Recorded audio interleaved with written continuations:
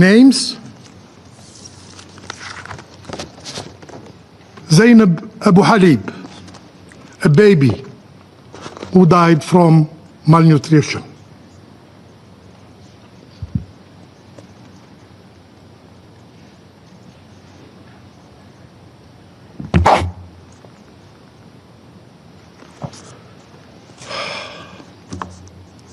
Misk al-Madhoum, a child suffering from malnutrition.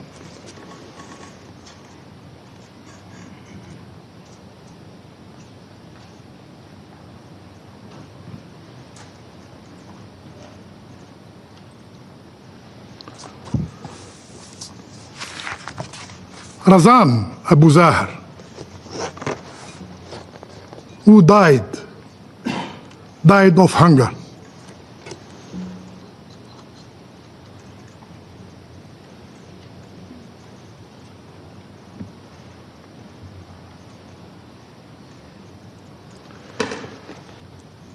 Call it what it is: genocide, genocide, genocide.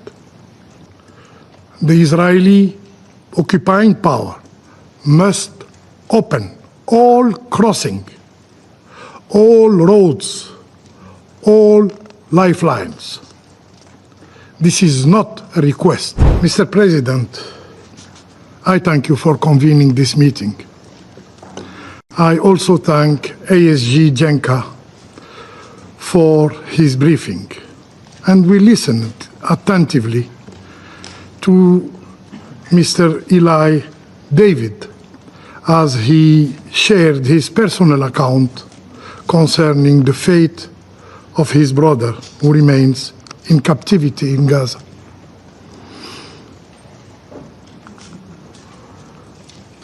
His brother should never have stayed in captivity if the ceasefire in Gaza was not abruptly breached by the Israeli occupying power. Let us be clear. Algeria does not stand idle before the suffering of humankind. Wherever pain works, our conscience works with it. For us, the call of humanity is not a choice. It is a sacred duty. Every human being, regardless of gender, color, creed, or border, civilians and soldiers alike, as Mr. Eviatar David, deserve to be treated humanly and to live with dignity. We do not weigh lives on scales of interest. There are no double standards in our moral compass. What we ask for the Palestinian people, we ask for all people. And Algeria holds the right to food as sacred. It's not a privilege, it is a right enshrined in Article 25 of the Universal Declaration of Human Rights. The right of everyone to an adequate standard of living, a right to food, a right to dignity, a right to life. We have long warned of the catastrophe in Gaza. We have echoed repeatedly the plights of a Palestinian starving people. We have joined the calls made by nearly every voice on earth, except a few. And today, this meeting is called by the Israeli occupying power, who blatantly denied the famine in Gaza. The same occupying power that cut off food, water, electricity, and medicine in Gaza. The same power that on July 29th was condemned by United Nations experts. They said it plainly, and I quote, "Israel's acts in Gaza are barbaric. Government officials may be committing crime under the Rome statutes. Extermination by starvation." End of quote.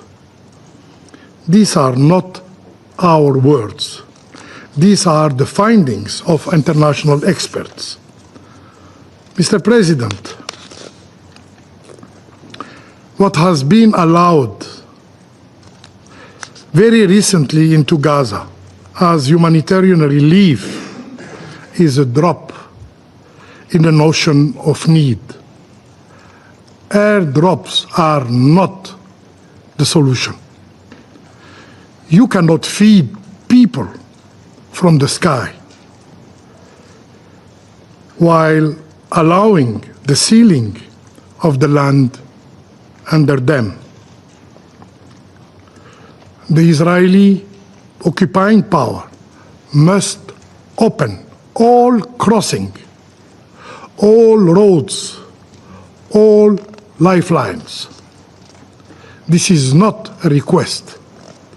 Let me be clear. Humanitarian access is a legal obligation under the Geneva Conventions. It's not a favor. It is not negotiable. It cannot be used as a bargaining chips in exchange for those held in captivity. The IPC has spoken. The worst-case scenario is unfolding in Gaza. Famine thresholds have been crossed. Malnutrition is rampant among all people in Gaza, including, unfortunately, including those in captivity. The reality long denied by the Israeli occupying power has never been a secret to anyone. It was known. It was felt. It was lived daily by the people of Gaza. Today, the image that shocked some should surprise no one. Food insecurity grips every household. Hunger is not an exception. It is the rule. The truth, long suppressed, is now visible in all who choose to see, not to shrug off.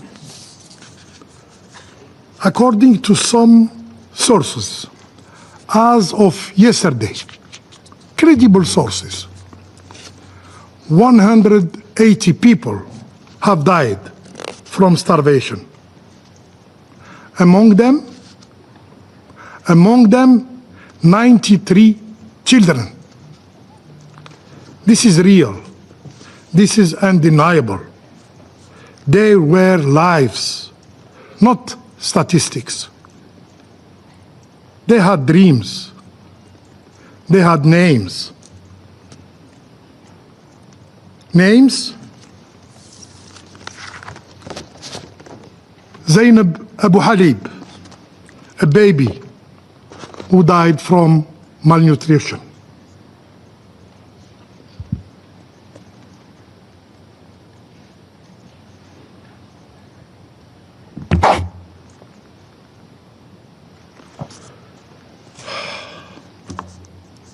Misk al-Medhoum, a child suffering from malnutrition.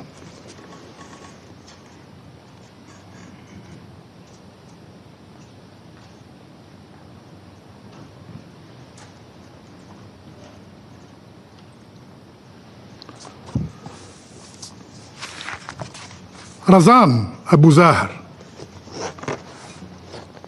who died of hunger.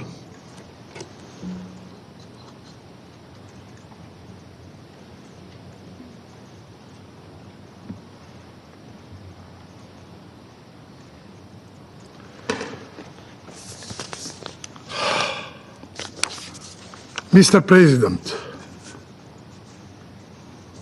more than 61,000 Palestinians have already been killed.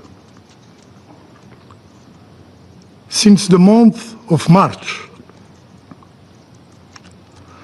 more than 1,500 were killed while seeking food, and over 100,000, 150,000 were injured. What we are witnessing is not erratic. It is methodical. Call it what it is. Genocide. Genocide. Genocide. As described by Israeli voices, by David Grossman, by Guy Chalet, and others, as seen by Humanitarian on the ground, as felt by the whole world, and still some denied it. No ignorance can excuse it. No silence can justify it. Future generations will ask, where were you? Where were you when Gaza was starving? In the Security Council? Where were you when children died searching for food, for bread? In the Security Council? Where were you when an entire people was crushed in the name of security? And history will record those who so often lectured us on the right to self-defense. Those who denied the crime were complicit. Those who stayed silent were witnesses of shame. Mr. President, injustice must never be normalized. It cannot become the new ordinary. That's why we call firmly and repeatedly for a ceasefire, to save lives, to save hopes, to save dreams not yet dreamed. It's why we call for an immediate, unconditional, and permanent ceasefire. I thank you. Cool. Do you want to watch more videos like this one? If yes, subscribe to our channel and press the bell icon next to it. We have decided to bring videos on something nobody talks about: African politics, economy, and increasing power. Thanks for watching, and until the next video, stay tuned. Tell us what you think in the comment section. Like and share the video, and subscribe so that you don't miss any of our African videos. It's the best way to support us.